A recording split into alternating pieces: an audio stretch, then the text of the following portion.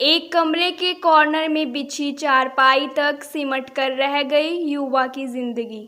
रणदीप धानिया कैथल कलायत के गांव मटोर में गरीबी रेखा से नीचे गुजर बसर करने वाले परिवार का 30 वर्षीय युवक बजिंदर सिंह करीब 4 वर्ष से जिंदगी के लिए जंग लड़ रहे हैं। 27 जनवरी 2018 को यह युवक मोटरसाइकिल हादसे में इस कदर जख्मी हुआ कि फिर कभी अपने पांवों पर नहीं खड़ा हो पाया।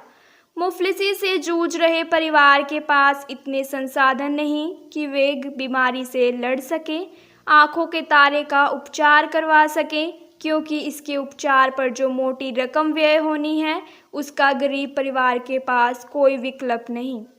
विवशता में अन्न का निवाला और पानी की घूंट पी पी कर जिंदगी जी रहा है, जबकि जख्म और अशक्त शरीर प्रभावित युवक के साथ साथ परिवार को पल पल खून के आंसू रुला रहा है।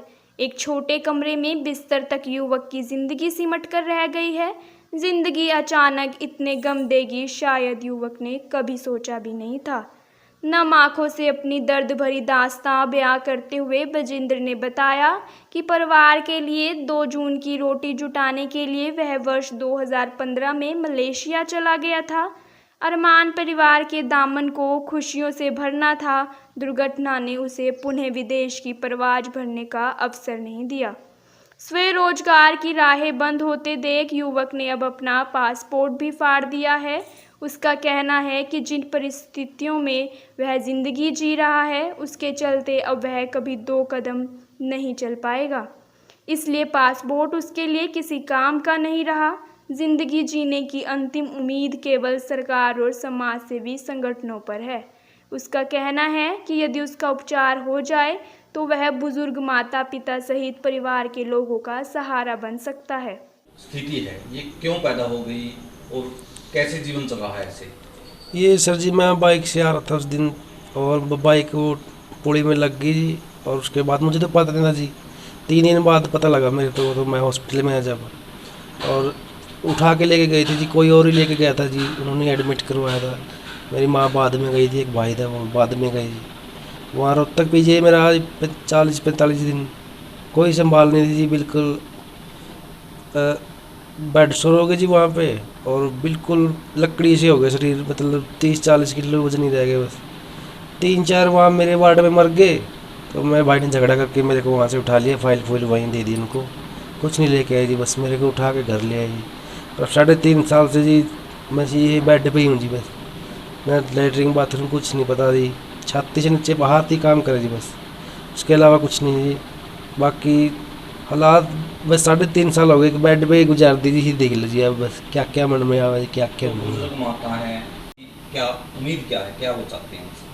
बस मैं कुछ भी नहीं चाहता जी, मेरे को कहीं पे एडमिट करवा दो जी फिजियोथेरेपी सेंटर में, और मेरा इलाज हो जाए जी वहाँ पे बस, और इसके अलावा कुछ भी नहीं चाहिए जी। बस मैं अपने पैरों पे खड़े हो जाए एक बार बस थी, थोड़ा अपना जब काम चल फिर ले, बाहर अंदर बैठ जाए बस, तो इतना।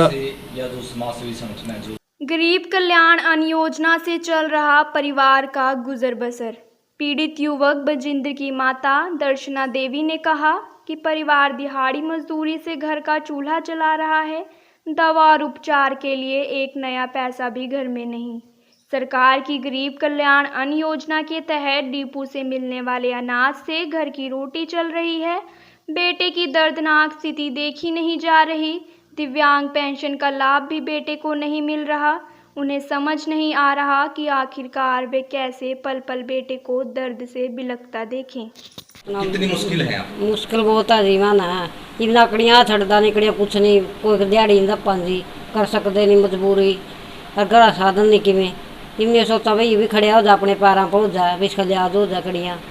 उम्र मन तो कुछ करने तो कैसा नहीं थी, हमारा ज़मीन नहीं कुछ नहीं है, बहुत गरीब आदमी दाने भी नहीं करा खाना, कुछ न कुछ इसका बन जाए जी। तो ये तो और कड़ियाँ दांदे जी, तो आप तो उठ चलना जोगा नहीं, फिरने जोगा जी, कड़ा जाओगा दूसरा कौन खोलने लग गया, ये मेरे पे उठता नहीं है। मैं तो ऐसी तो बस साढ़े बेड पर बिठाया दूँ, इसना लटिया दूँ, और मेरे को थोड़े बना जी कुछ। तो आपने तो इसको गोद में खिलाया था और अब वो चल सारे काम करे जी, है दर्द तो बतेरा हो रहा थी, फिर किसने कहूँ, क्या कहूँ फिर। जब तो भी तेरे में आई बिठा ये सारा दिन दिहाड़ा मन नहीं रहा इसका ये मरता गणा दुखी हो रहा मिसता गणे हो रहा दिहाड़ा क्यों नहीं दी ये बाप तरह का खा सकता नहीं उठ सकता नहीं फिर सकता नहीं दी तो इसका भी करा और 3.5 साल हो गए बेड पर आना कैसे ला पड़िया एक दिन मिनट भी नहीं रह जाता अपना पर बहुत मजबूरी हो रही है जी तो यहाँ इसका लिहाज हो जाए। भीषण गर्मी के कारण बजिंद्र के शरीर के घाव नासूर बनते जा रहे हैं। नाजुक स्थिति को देखते हुए उसके एक दोस्त ने कमरे में एसी की व्यवस्था करवाई। बजिंद्र थोड़ा हिल डुल सके इसके लिए पाइपों का प्रबंध भी कमरे में किया गया है। बजिंद्र पल पल बस एक ही बात दोहरा रहा है कि काश वे किसी तरह ठीक हो जाए, क्योंकि बुजुर्ग माता पिता को उसकी हालात के कारण जो पीड़ा हो रही है उसके कारण भी वह हर क्षण असहनीय दर्द को महसूस कर रहा है। एक का जिम्मा भी आ गया और परिवार के पास साधन भी नहीं है, तो आपकी मांग क्या है, क्या चाहते हैं आप सरकार से? बस मेरा ट्रीटमेंट हो जाए जी कहीं भी, किसी फिजियोथेरेपी सेंटर में जी या कहीं से भी आयुर्वेदिक कहीं से भी हॉस्पिटल में जी, बस मेरा ट्रीटमेंट खड़ा हो जाए अपने पैरों पे, अपने बस चल फिर को थोड़ा बहुत इतना हो जाए जी बस। तो उस जगह आपने भी संपर्क किया है कि वहाँ ट्रीटमेंट हो सकता है? जी जी जो वहाँ संभव है? ना जी मेरे पास काम है, दवाई के लिए तो कब का वहाँ से जी, काफ़ी महंगा ट्रीटमेंट है इस चीज़ का जी, और कई जगह देसी वैद्यों के पास गए जी, कहीं पे कुछ नहीं हुआ फिलहाल अभी तक तो जी, और बस हार के थक के घर बैठे जी। और सबसे बड़ी तो फाइनेंशियली प्रॉब्लम आती है जी, कहाँ भी जाना उसके लिए गाड़ी भी चाहिए, तेल, उसके बाद फिर दवाइयाँ, वो सब अफोर्ड नहीं कर सकते।